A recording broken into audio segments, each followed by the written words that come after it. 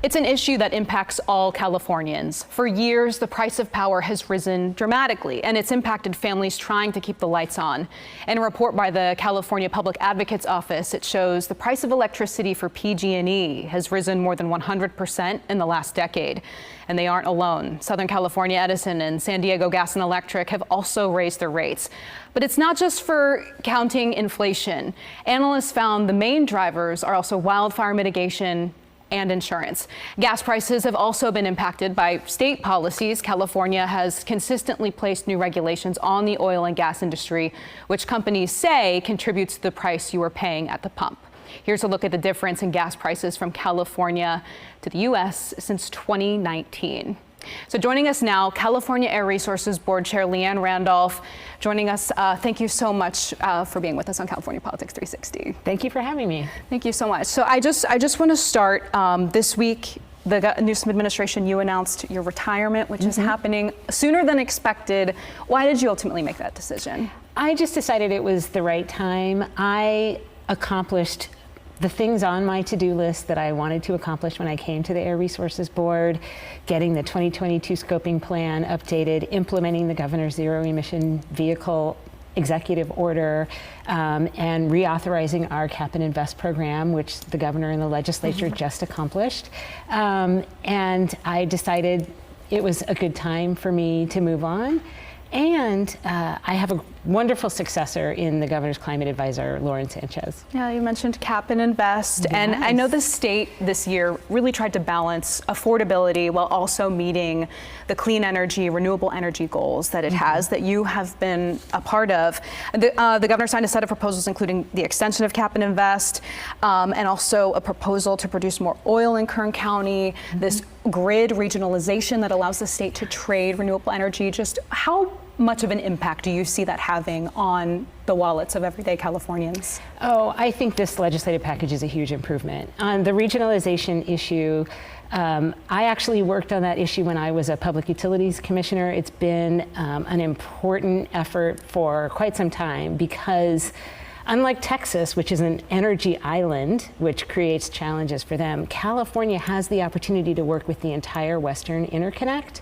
And that allows us to buy Wyoming wind when we need it, and it allows us to sell excess solar that gets produced during the day. And all that energy trading results in $1 billion of savings for ratepayers. So it's just it's a much more environmentally friendly and much more efficient way to get our energy. The bill that was included in that set of proposals allows for more oil production in Kern County. I mean, just from the clean air perspective, was that something that frustrated you, or were you on board with that? I thought actually it was a really important step for a couple of reasons. First, Kern County has been working for 10 years on an extensive environmental review document, and that had gotten tied up in litigation.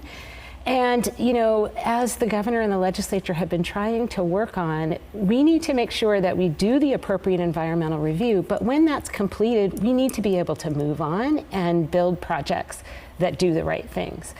So the fact that there was a robust environmental document was very important.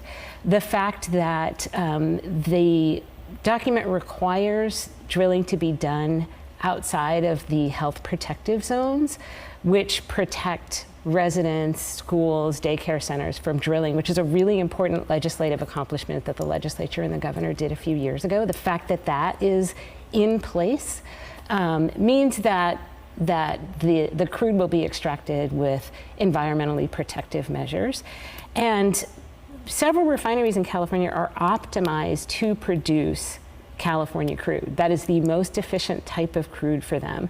So it means that their refining process is more efficient, which is environmentally beneficial. And, you know, the reality is even in our climate change scoping plan, which sets up forth our path towards carbon neutrality, we have recognized that fuels are necessary through this transition for many years to come, and we want to make sure that those fuels are accessible and affordable to Californians. Yeah, speaking of the transition and the affordability, last year I know CARB got a lot of heat, a lot of questions about the impact, you know, the vote you all were going to take on just the low carbon fuel standard, how that was going to impact gas prices. Just reflecting back now and for the person who is going to take your seat, I mean, do you think that California should do more to assess those impacts, how this will impact the gas pump and prices?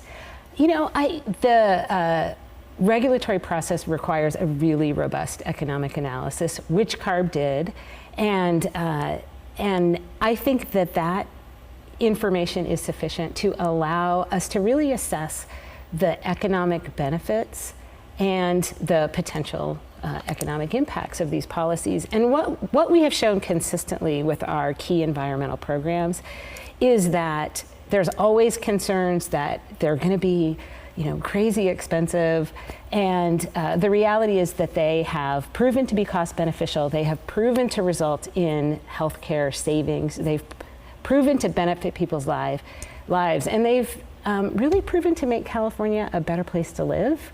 And so that's what we see as the goals of continuing our climate change and air quality progress. All right, Chair Randolph, we appreciate you for coming in. Thank you so much for being with us. All right, thank you, Ashley.